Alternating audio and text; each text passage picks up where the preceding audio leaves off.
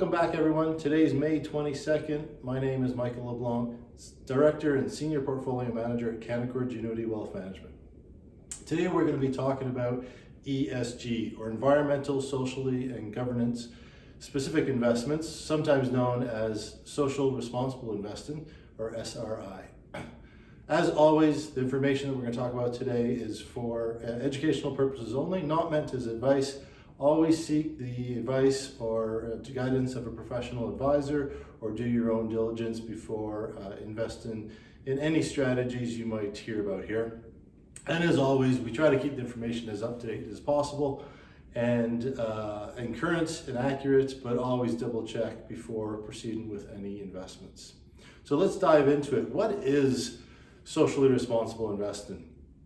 It's actually evolved a lot over the years, and a lot of people engage in social investing with their own understanding of it, but it's really good to understand what, from an investment standpoint, what we mean when we talk about social responsible investing. It kind of started years and years ago, a couple of decades ago, under the banner of ethical investing. And there were a few different funds, mutual funds that started out with it, some portfolio managers, and there was a lot of confusion as to what qualified. Ethical kind of left the door open to interpretation. So what we ended up seeing was a lot of different portfolios that, you know, the number one and number two holding might have been Suncor Energy and Royal Bank. And those are two names that might not pop up when you think about socially responsible investing, but the justifications there, they were the best of the worst.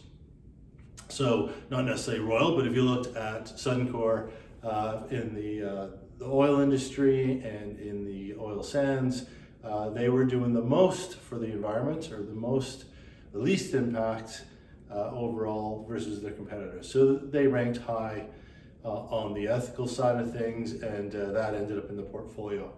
Other areas that ended up in there, you know, whether Philip Morris was ethical or not, being a tobacco company with all the lawsuits back then that were going on around the health issues.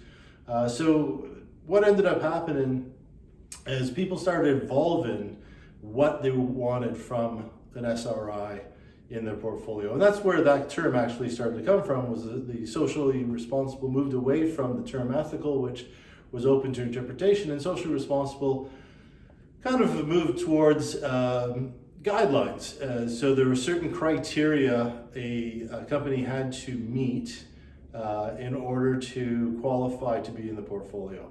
And that went anything from, you know, social impact, to environmental, and then also a little bit of ethical. So some people like to remove the sin stocks, your tobaccos, your alcohols, gambling, and those types of different positions. And as people's interest in it grew more and more, we started to see more green portfolios emerge. So green portfolios tend to lend towards specific companies and technologies that are making an impact on the environment. So this would be technology around cleaner energy, whether it be solar or wind, new battery technologies, recycle technologies, things that were actually improving the environment. The challenge around that area is it started to gain some ground in the mid 2000s. And then when we hit the financial crisis of 08-09, those types of companies tend to take a lot of financial backing. It requires a lot more investment at early stages to get them off the ground, and also to get them profitable. And when we hit the financial crunch of 08-09, a lot of that financial interest dried up, sending a lot of them either out of business or set them back quite a bit in their development and rollouts in different areas. Since then, of course, as we've seen in the past decade, there's been a lot of interest in environmental impacts of companies, technologies, fossil fuels. There's been a lot more investment into the green technologies, and that's where we've seen the emergence of ESG, or environmental, social, and governance. So it's much more comprehensive for and straightforward for investors because the E, it's looking at the environmental impact that the company's having, positively, negatively. Social, that's not just as far as their stakeholders go, but also looking at the social impact of how they're helping society grow. What's first, profits or people?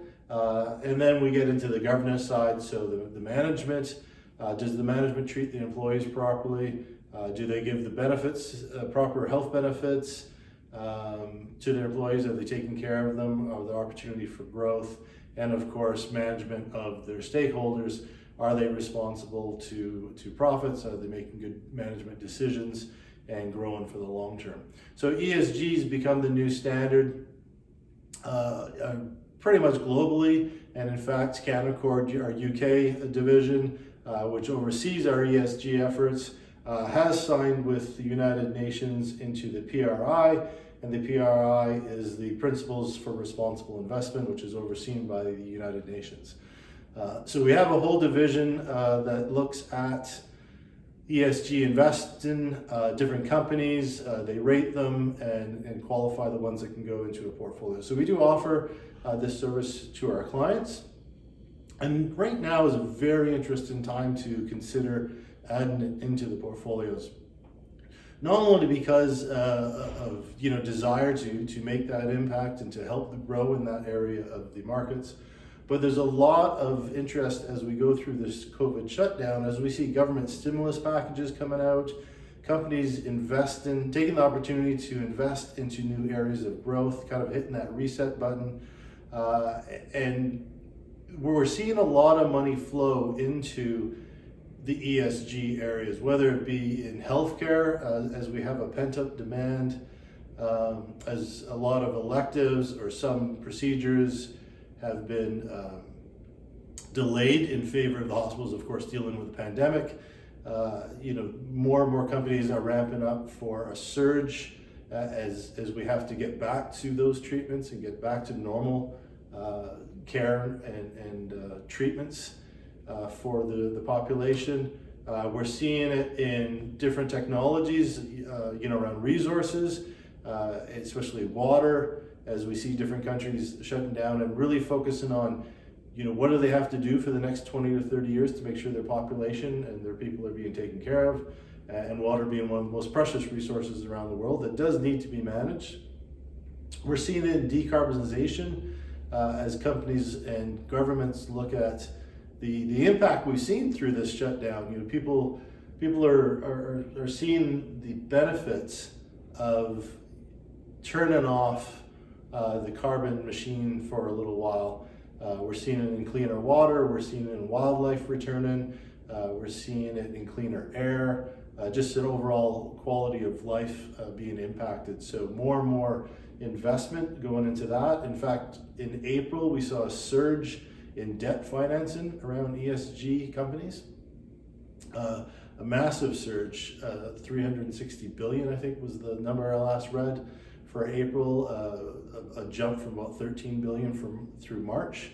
So a lot of money flowing into that area, also into the recycling front, looking at battery technology for the electric cars, trying to make them last longer, and also be able to recycle the material within there, which not only keeps it out of the landfill, but if you think about it, it reduces our mining requirements, because there's a lot of different metals that go into those batteries that require not just the mining effort, which is environmentally impactful, but where they are mined versus where the plans are to build the batteries, bring in all that raw material across the globe to get to another location. It has a big carbon footprint and very impactful to the end products.